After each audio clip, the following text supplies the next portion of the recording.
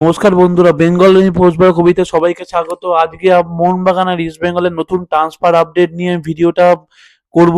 তাই এই ভিডিওটা একটু স্কিপ করবে না। মোহনবাগান নতুন কোন ইন্ডিয়ান প্লেয়ার আসলো, মোহনবাগানের 6 নম্বর বিদেশি কে হতে চলেছে, ইস্ট বেঙ্গলের প্রাইম টার্গেট কে হবে, ইস্ট বেঙ্গলের বিদেশি কে কে থাকছে, ইস্ট বেঙ্গলের ডিফেন্ডার, নতুন ভারতীয় ডিফেন্ডার আসছে, ইস্ট বেঙ্গলের গোলকিপার কিন্তু আসছে, সব কিন্তু এই ভিডিওতে টোটালি পাবেন। তাই ভিডিওটা কিন্তু পুরো একটু স্কিপ করবেন না, ভিডিওটা কিন্তু পুরোপুরি দেখবেন। অবশেষে ঋত্বিক তেওয়ারি কিন্তু মোহনবাগানের পথে। এটা কিন্তু 4 ইয়ার্স বা 5 ইয়ার্স এর ডিল কিন্তু ঋত্বিক তিওয়ারি হতে পারে।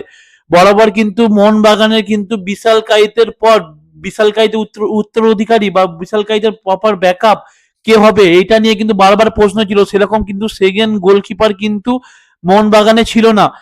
ধীরাজ সিং লাস্ট ছিল, ধীরাজ সিং চলে যাওয়ার পর কিন্তু সেরকম ভাবে সেকেন্ড গোলকিপার কিন্তু মোহনবাগান পায়নি। তাই মোহনবাগান কিন্তু তাদের এই প্রবলেমটা কিন্তু দূর করে দিল। তারা কিন্তু ঋত্বিক তিওয়ারিকে কিন্তু সাইন করিয়ে নিল। এই ডিলটা এখন অবধি সাইন হয়নি, ডিলটা এখন অবধি মানে অ্যাডভান্স হয়ে কথা চলছে। আর 3 থেকে 4 দিনের মধ্যে কিন্তু এই ডিলটা কিন্তু কনফার্ম হয়ে যাবে। তাই ঋত্বিক তিওয়ারি কিন্তু মোহনবাগানের পথে। এটা কিন্তু 4 ইয়ার্স বা 5 ইয়ার্স এর ডিল হতে পারে।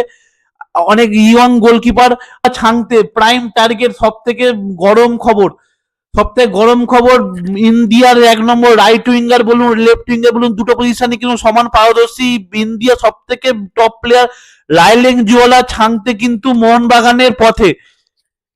কিন্তু এখনো অবধি কিন্তু মোহনবাগানের পথে বলতে পারি না। কেন বলতে পারি না? এই লাস্ট আপডেট জানতে পারি যে মোহনবাগান কিন্তু ছাংতের ডিল থেকে কিন্তু সরে এসেছে। মানে ছাংতের ডিল থেকে কিন্তু মোহনবাগান কিছুটা কি বলবেন গুরুত্ব হারাচ্ছে। কারণ বলছি, ছাংতে ট্রান্সফার ফিস কিন্তু 2 কোটি টাকা মুম্বাই সিটি এফসি চাইছে। 2 কোটি টাকা, নট ম্যাটার অফ জোক। 2 কোটি টাকা কিন্তু অনেক কিন্তু বড়। আর ছাংতের কিন্তু এজটাও কিন্তু 30-র কোটায়। মানে এই আগস্ট মাসে কিন্তু ছাংতের এজ কিন্তু 30 হয়ে যাবে। তাই এত টাকা দিয়ে প্লেয়ার ট্রান্সফার ফি দিয়ে ছাং থেকে 3 বছর ডিল দেওয়া কি আমার মনে হয় ঠিকঠাক হবে কি হবে না, সেটা এখন বড় প্রশ্ন। যদি দেখি ছাংতের পেছনে কিন্তু মোহনবাগান কিন্তু 10.5 কোটি টাকা কিন্তু খরচা করবে 3 বছরে, ট্রান্সফার ফি বাদে। তাহলে 10.5 কোটি টাকাও কিন্তু নট ম্যাটার অফ জোক। আর এখন যে আইএসএল এর যা কন্ডিশন, অনেক প্লেয়ার কিন্তু আউট অফ কন্ট্রাক্ট। অনেক ভালো ভালো প্লেয়ার কিন্তু কন্ট্রাক্ট পায়নি, তারা কিন্তু ফ্রি। তারা কিন্তু তাদের টাকা কমিয়ে কমিয়ে কিন্তু অন্য দলে যাচ্ছে, বা তার মাদার ক্লাব বা যে ক্লাবে ভালো দিক।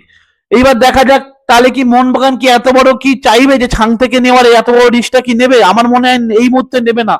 তাই মোহনবাগান কিন্তু ছাংতের যে কমে আর কমতে বাধ্য। কেন? মুম্বাই সিটি এফসির ফিনান্সিয়াল কন্ডিশন কিন্তু খুবই খারাপ। তাই মুম্বাই সিটি এফসি লাস্ট বছর কিন্তু ছাংতের কন্ট্রাক্ট।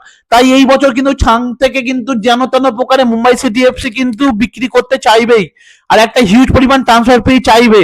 তাই মুম্বাই সিটি এফসি টাকা দরকার, মোহনবাগানে কিন্তু প্রপার রাইট উইঙ্গার দরকার, মনবীরের প্রপার ব্যাকআপ দরকার। তাই দেখা যাক ফাইনালি কি হয়। কিন্তু যারা ভাবছিল যে এই আগস্ট মাসেই চলে আসবে, এসে মোহনবাগানে সাইন করবে, করে ডুরান্ড কাপ খেলবে, তাকে প্র্যাকটিসে নামবে, সেটা কিন্তু আপাতত হচ্ছে না। একদম ট্রান্সফার মার্কেট শেষ হবে, শেষ দিন তার আগের দিন অবধি এই এই ডিলটা অ্যানাউন্সমেন্ট হবে। অনেক নেগোসিয়েশন বাকি আছে। লাস্ট অব্দি নেগোসিয়েশন আমরা জানতে পারি 1,80,00,000 টাকা কিন্তু লাস্ট অব্দি ছাংতের সঙ্গে এই ছাংতে যে ডিলে মুম্বাই সিটি এফসির সঙ্গে মোহনবাগানের নেগোসিয়েশন হয়েছে। এবার দেখা যাক। এরকম কন্ডিশনে কিন্তু বিক্রম প্রতাপ সিংহ কিন্তু ছিল। এবার বিক্রম প্রতাপ সিংহ কিন্তু রাইট উইঙ্গার হিসাবে কিন্তু ইস্ট বেঙ্গলের প্রাইম টার্গেট ছিল। কিন্তু বিক্রম প্রতাপ সিং এর এজেন্ট কিন্তু বিক্রম প্রতাপ সিং এর টাকা বাড়াবার জন্য বা বেশি টাকা লাভ করার জন্য তারা কিন্তু মোহনবাগান ম্যানেজমেন্টের সঙ্গে কথা বলে। তড়িঘড়ি সেই কথাটা ইস্ট বেঙ্গল 2 বছরের চুক্তিতে কিন্তু মুম্বাই সিটি এফসি তে কিন্তু সাইন করে নেয়। তাই এটাও কি ছাংতের ক্ষেত্রেও কি ঠিক একই একই জিনিস হবে? হবে না। কেন? ছাংতে এখন ভারতের 1 নম্বর রাইট উইঙ্গার। ছাং থেকে মোহনবাগান নেবে, এখনো অব্দি কিন্তু মোহনবাগানের প্রাইম টার্গেট কিন্তু ছাংতে রয়েছে। কিন্তু এই টাইমে ছাংতের ডিলটা ক্লোজ করে দিতে চাইছে, বা মোহনবাগান ছাংতের থেকে সরে যেতে চাইছে, কারণ অবশ্যই ছাংতের ডিলটা টাকাটা অনেকটা বেশি। এবার যদি বলেন মোহনবাগানের ক্ষেত্রে, মোহনবাগান টাকার অভাব নেই, মোহনবাগান এত টাকা দিয়ে প্লেয়ার নেওয়া কোনো ব্যাপার নয়, আর মোহনবাগান চমক দিতে ভালোবাসে, কিন্তু কেন এত টাকা দিয়ে কেন নেবে? 30 বছরের একটা প্লেয়ার, যতই সে বড় প্লেয়ার হোক, কেন এত টাকা দিয়ে নেবে? তাই মোহনবাগান দেখতে চাইছে, জল মাপতে চাইছে যে যদি টাকাটা যদি একটু কমে তাহলে তারা ছাং থেকে নেবে। আর সেরকম আর কিন্তু রহিম আলীকেও নিয়ে কিন্তু মোহনবাগান ইস্ট বেঙ্গল নিয়ে একটা কিন্তু ডার্বি শুরু হয়ে গেছে। অনেক ইউটিউবার কিন্তু বলছে, কিন্তু এটা কিন্তু ফেক নিউজ। রহিম আলী কিন্তু মোহনবাগানে আসবে না, এটুকু আমি জেনে নিই। কেন? মোহনবাগানে অলরেডি কিয়ান নাসেরি রয়েছে, মনবীর সিং রয়েছে, তাহলে কেন রহিম আলীকে মোহনবাগান নেবে? স্ট্রাইকারে সুহেল আহমেদ ভাট রয়েছে, কেন তাহলে মোহনবাগানে নেবে? তাই রহিম আলীতে মোহনবাগানে আসার কোনো জায়গাই নেই। তাই ইস্ট বেঙ্গলে কিন্তু রহিম আলী যেতে পারে, মানে ইস্ট বেঙ্গলের সঙ্গে কিন্তু অ্যাডভান্স স্টেজে কিন্তু কথা চলছে রহিম আলীর সঙ্গে। যদি রহিম আলী ইস্ট বেঙ্গল আসে, তাহলে কিন্তু রহিম আলীর জন্য ভালো করে প্রপার গেম টাইমিং পাবে। আর ইস্ট বেঙ্গলে কিন্তু এই মুহূর্তে কিন্তু একটা right wing back, right winger কিন্তু অবশ্যই দরকার। তাই রহিম আলীর পেছনে কিন্তু ইস্ট বেঙ্গল কিন্তু যেতে চাইছে। ইস্ট বেঙ্গল কিন্তু এখনো অব্দি কিন্তু 3 থেকে 4টে প্লেয়ার কিন্তু এখনো ভারতীয় প্লেয়ার সাইন করাবে। একটা রাইট উইং ব্যাক হবে, একটা রাইট উইঙ্গার হবে, একটা হচ্ছে ডিফেন্ডার হবে, আর একটা হচ্ছে সেকেন্ড, আর 4টে বিদেশি হবে। বিদেশিটা ছেড়ে দিন, বিদেশি কথা বলতে 4টে প্লেয়ার কিন্তু, ইন্ডিয়ান প্লেয়ার কিন্তু ইস্ট বেঙ্গল কিন্তু সাইন করাবে। এইবার যদি আসি ইস্ট বেঙ্গলের মিডফিল্ডার হিসেবে আয়ুষদেব ছেত্রী আর সাহিল টাবোরা, এই দুজনের মধ্যে কিন্তু যে কোনো একজন কিন্তু ইস্ট বেঙ্গলে আসবে। এবার যদি বলি সাহিল টাবোরাকে ইস্ট বেঙ্গল নেবে না, কারণ সাহিল টাবোরার এজটাও একটু বেশি, আয়ুষদেব ছেত্রীর এজটা একটুখানি কম। আর সাহিল টাবোরা কিন্তু একটা চোট ক্যারি করছে, সে কিন্তু এফসি গোয়ায় একটা চোট ক্যারি করছে। আর সে কিন্তু একটা চোটের জন্য অনেক ম্যাচ কিন্তু আগের বারে কিন্তু আইএসএল মিস করে, তাই সাহেল টাবোরাকে মনে হয় না নেবে না। তাই ইস্ট বেঙ্গল কিন্তু আয়ুষদেব ছেত্রী কিন্তু প্রাইম টার্গেট। আয়ুষদেব ছেত্রীর সঙ্গে কিন্তু অ্যাডভান্স স্টেজে কথা কথা চলছে। এছাড়াও কিন্তু ইস্ট বেঙ্গল কিন্তু রোহিত কুমার, ব্যাঙ্গালোর এফসি রোহিত কুমার কিন্তু ইস্ট বেঙ্গলে কিন্তু অলরেডি সাইন করে নিয়েছে। এই খবরটা কিন্তু একদম জেনুইন খবর, রোহিত কুমার কিন্তু ইস্ট বেঙ্গলে সাইন করে নিয়েছে। এছাড়াও কিন্তু ইস্ট বেঙ্গল একটা রাইট উইং বা রাইট উইং ব্যাক কিন্তু নেবে। বরিশ সিং থাকা সত্ত্বেও কিন্তু ইস্ট বেঙ্গল রাইট উইঙ্গার নেবে। কেন রাইট উইঙ্গার নেবে? কেন ইস্ট বেঙ্গলের মেন রাইট উইঙ্গারের জেডি আর নন্দকুমার শেখার আজাদ, এই দুজনই কিন্তু ইস্ট বেঙ্গল রাখছে না, ইস্ট বেঙ্গল কিন্তু ছেড়ে দিচ্ছে। আর রাইট ব্যাক পজিশনে কিন্তু মোহাম্মদ রাকিব, এই রাকিবের চোটটা কিন্তু গুরুতর, তার কিন্তু এসিএল ইনজুরি রয়েছে, তাই তার নতুন কন্ট্রাক্ট কিন্তু ইস্ট বেঙ্গল দেবে না।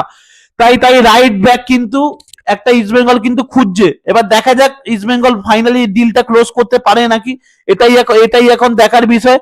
কারণ মোহাম্মদ রকিবের যে এসিএল ইনজুরিটা জানেন, যে লাস্ট ম্যাচে আইএসএল এর নির্ণায়ক ম্যাচে ইস্ট বেঙ্গল আর যেটা ইন্টারগাজির সঙ্গে যে ম্যাচটা ছিল, এই ম্যাচে কিন্তু মোহাম্মদ রাকিবের চোট লাগে, এই চোটের জন্য কিন্তু সে কিন্তু ছিটকে যায়। তাই রাকিবকে নিয়ে এত বড় ডিসিশন কিন্তু নেবে না। তাই ইস্ট বেঙ্গল দেখা যাক, রাইট ব্যাক কিন্তু একটা প্রাইম টার্গেট। এবার ইস্ট বেঙ্গলে আরো সবচেয়ে বড় আপডেট হচ্ছে সন্দেশ জিঙ্গান কিন্তু ইস্ট বেঙ্গলের পথে। এটা কিন্তু সত্যি কথা, ইস্ট বেঙ্গল কিন্তু সন্দেশ জিঙ্গানের সঙ্গে কিন্তু কথাবার্তা চালাচ্ছে।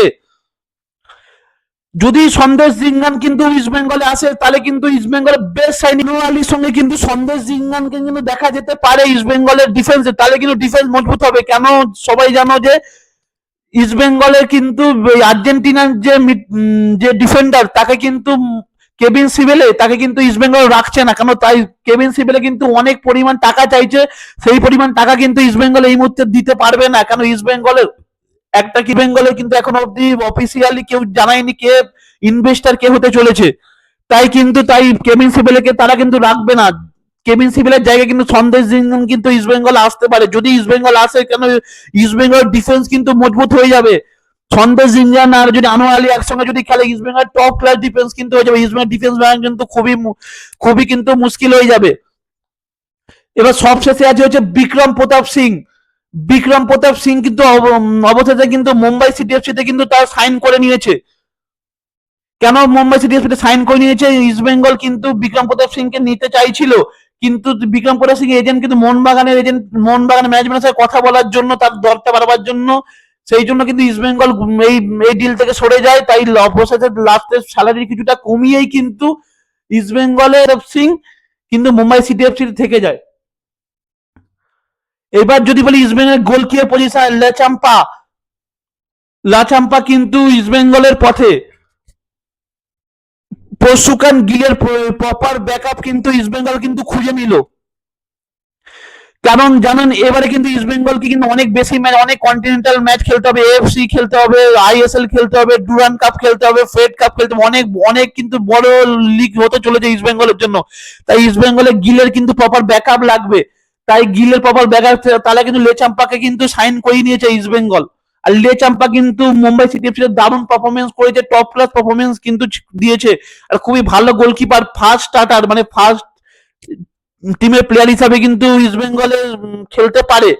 কিন্তু এবার দেখা যাক ইস্ট বেঙ্গলে কিন্তু গোলকিপার পজিশনে কিন্তু অনেক কম্পিটিশন বেড়ে গেল। লেচাম্পার খেলবে না গিল খেলবে, এটা কিন্তু এখন সব থেকে বড় প্রশ্ন। আর গিলকেও কিন্তু কন্ট্রাক্ট এক্সটেনশন করে নিয়েছে ইস্ট বেঙ্গল, 3 বছরের আরো চুক্তি, কিছুটা স্যালারি কমিয়ে গিলকে কিন্তু 3 বছরের চুক্তি দিয়ে দিয়েছে ইস্ট বেঙ্গল। এবার যদি ইস্ট বেঙ্গল এখনো কিন্তু এরপরও কিন্তু আরো 4টে বিদেশি কিন্তু সাইন করাবে। 4টে বিদেশি কে কে হতে পারে যদি বলি, এখনো কিন্তু সেই বিদেশির খবর কিন্তু এখনো অব্দি আমার কাছে নেই, কোনো কারোর কাছেই নেই। ইস্ট বেঙ্গলের 4টে বিদেশি কি হতে পারে, কিন্তু যতদূর সম্ভব কিন্তু অ্যান্টনি লোপেজ হাবাসের হাত ওপরই কিন্তু এই 4টে বিদেশির দায়িত্ব থাকবে। যদি এই অ্যান্টনি লোপেজ হাবাসের ওপর বিদেশির দায়িত্ব থাকে, তাহলে কিন্তু সব থেকে বড় বড় কিন্তু বড় প্লেয়ার কিন্তু আসতে চলেছে ইস্ট বেঙ্গল ক্লাবে। কেন জানেন, হাবাস কিন্তু পূর্বেও কিন্তু অনেক ভালো ভালো রয় কৃষ্ণা, ডেভিড উইলিয়াম, জনি কাউকের মতো বড় বড় প্লেয়ার কিন্তু বিদেশি কিন্তু এনেছে হাবাস। তাই হাবাস ওপরই কিন্তু ইস্ট বেঙ্গল ভরসা রাখা উচিত চাই বিদেশি চয়নের দিকে। এবার দেখা যাক ফাইনালি কি হয়, লাস্ট অব্দি কি হয়, ইস্ট বেঙ্গলে কি হতে পারে। কিন্তু খুবই খারাপ জিনিস কি, মোহনবাগান ইস্ট বেঙ্গল ছাড়া কিন্তু ট্রান্সফার আপডেটে আর কেউ কিন্তু অ্যাক্টিভ নেই। শুধুমাত্র চেন্নাই এনএফসি তে ব্রাইসন ফার্নান্ডেজ এফসি গোয়া থেকে চলে গেছে। আর মুম্বাই সিটি এফসি, এফসি গোয়ার মতো বড় বড় ক্লাব কিন্তু তারা কিন্তু বাজেট কমাচ্ছে। ইস্ট বেঙ্গলে কিন্তু একই পথে হাঁটবে। তারা কিন্তু আগের বছর 40 কোটি টাকা কিন্তু তারা দিয়েছিল, 40 কোটি টাকা টিম করেছে, তারা কিন্তু এবার সেটা কমে গেছে 30 কোটি টাকার কাছাকাছি আসতে পারে। এটা কিন্তু খুবই খারাপ দিক ভারতীয় ফুটবলের জন্য, কারণ মোহনবাগান ইস্ট বেঙ্গল ছাড়া কেউ কিন্তু ট্রান্সফার মার্কেটে আপডেট নাই, এটা খুবই বাজে জিনিস। এবার যদি বলি, আমার যদি এই ভিডিওটা যদি ভালো লাগে, ভিডিওটা কিন্তু লাইক করো, চ্যানেলটা সাবস্ক্রাইব করো, সঙ্গে বেল আইকনটা ক্লিক করে নতুন ভিডিও পাওয়ার জন্য।